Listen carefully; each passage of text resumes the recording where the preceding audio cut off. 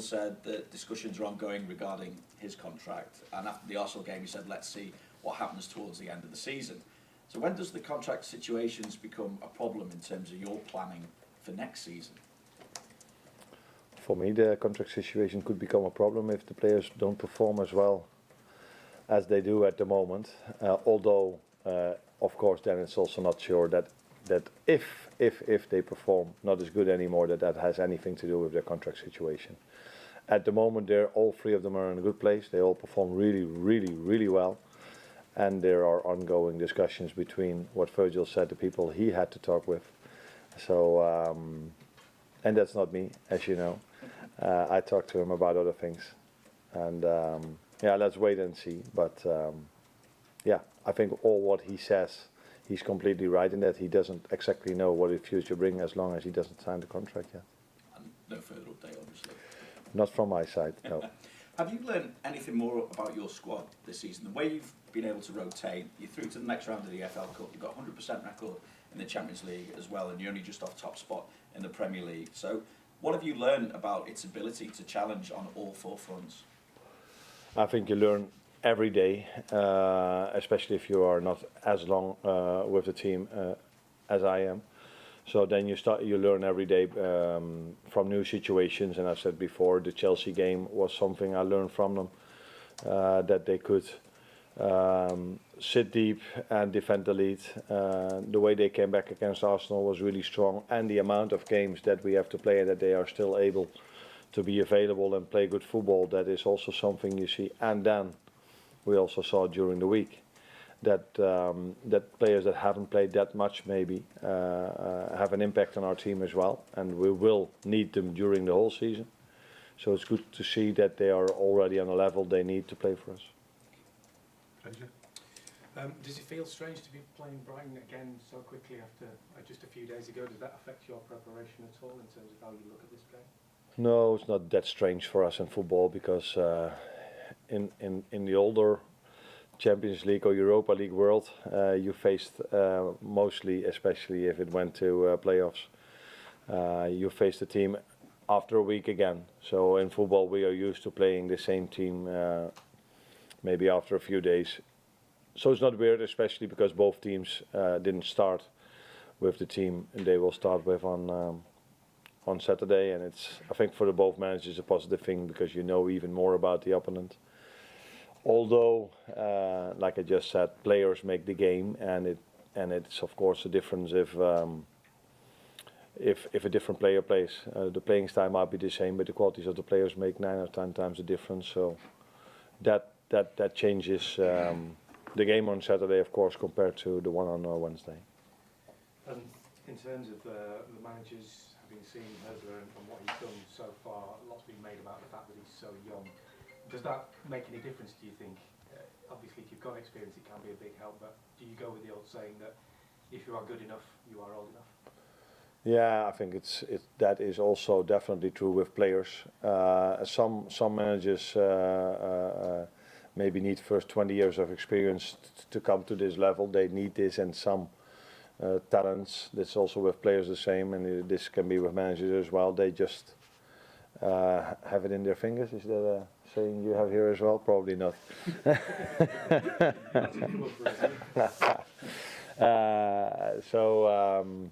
And he's probably one of them, because he's done really well at his former club, and he's done really well till now here in England also. So for him, experience is probably not such a big thing. And maybe I had a bit the same. I think I had 1.5 year experience before I joined Feyenoord.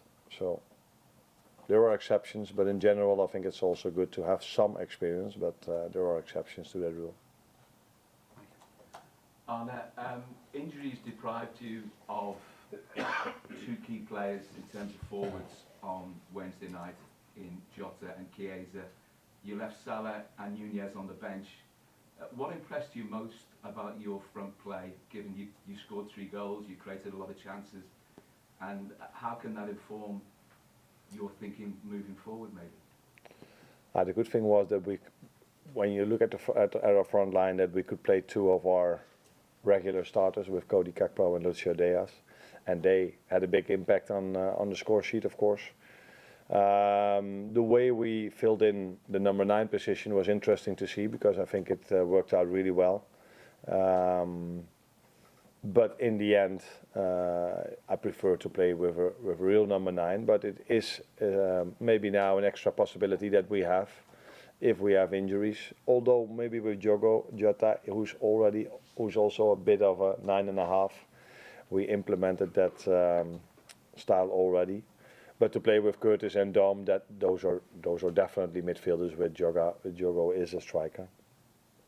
So it was good to see that we could score 3 goals even without playing with a old-fashioned number 9. If you look at what Brighton have achieved over the last 10 or 15 years, it's one of the great footballing stories, really. And in more recent years, their recruitment policy has been a beacon for lots of other teams to try and follow.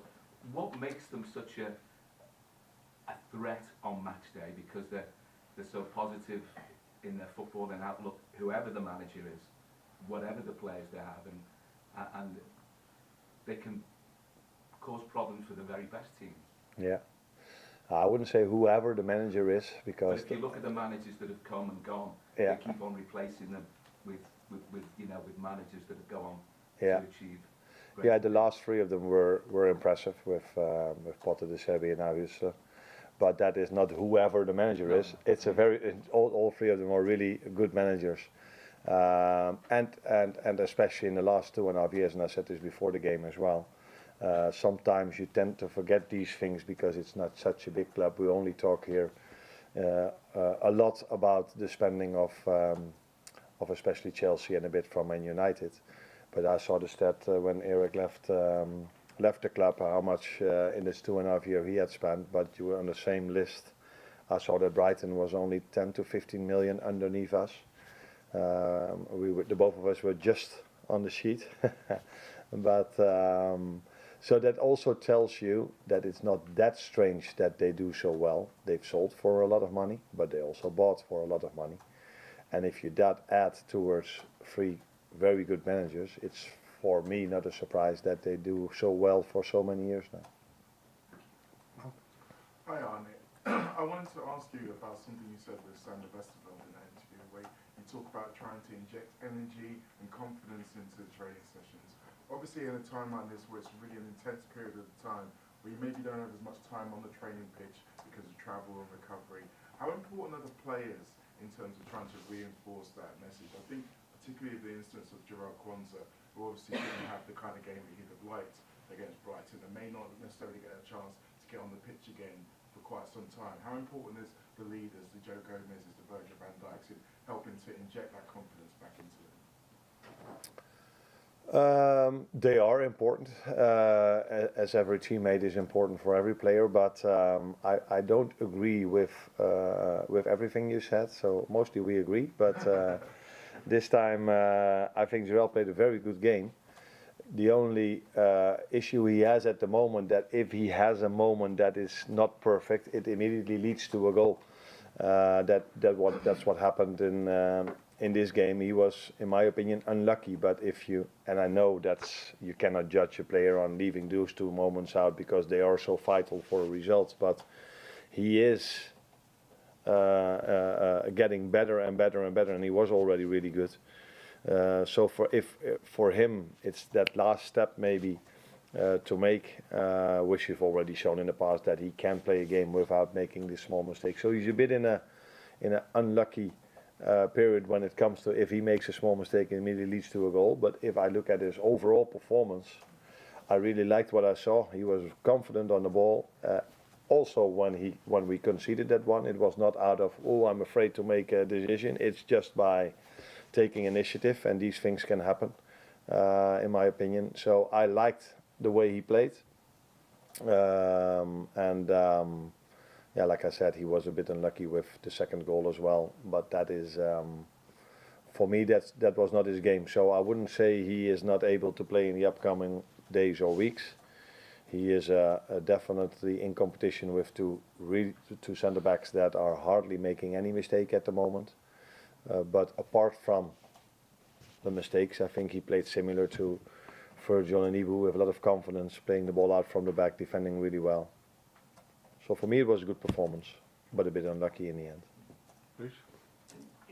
Liverpool has always been such an information and analysis-driven club. Can you talk about how receiving that information has maybe helped your transition here, and then specifically, in the instance of playing the same club twice in a row, is there an advantage because you are getting this analysis maybe more than you would somewhere else?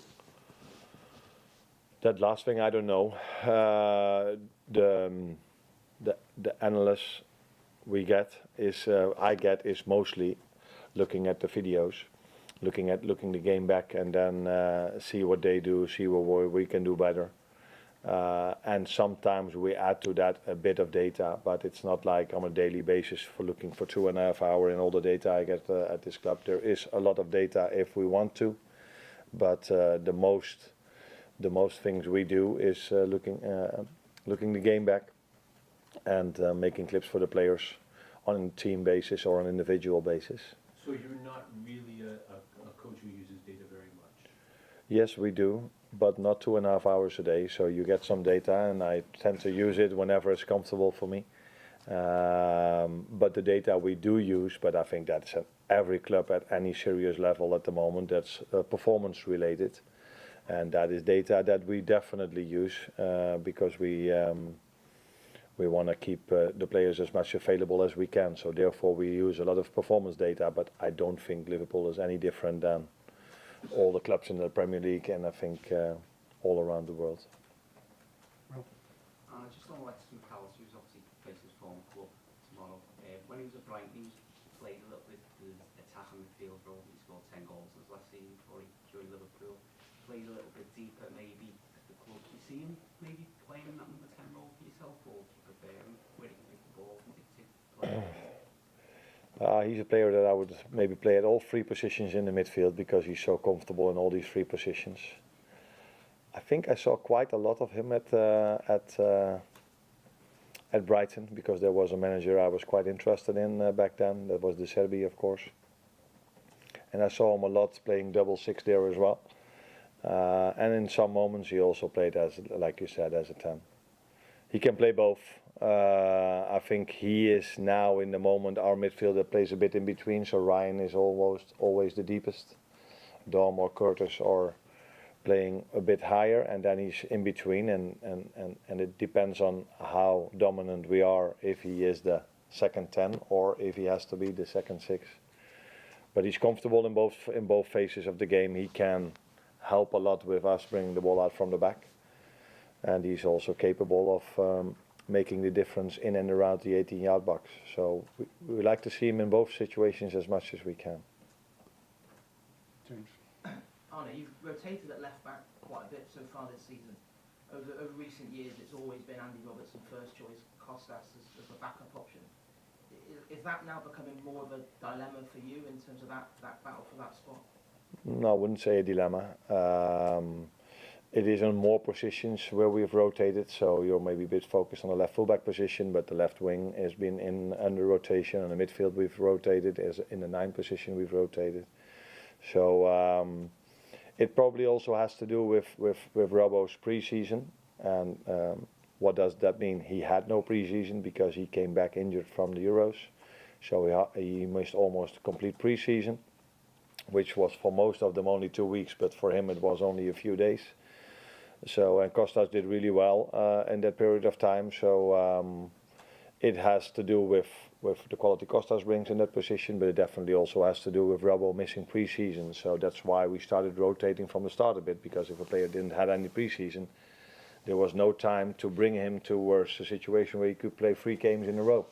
Because we tried to build up our players for that program, and for him that was difficult because he missed out on pre-season where others were there.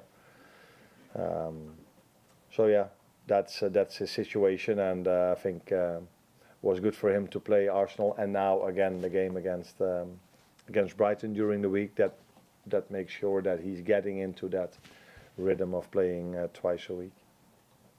Last one there.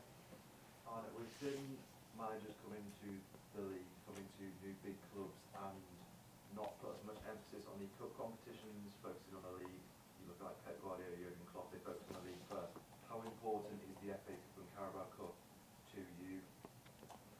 If it's the next game, it's a really important one.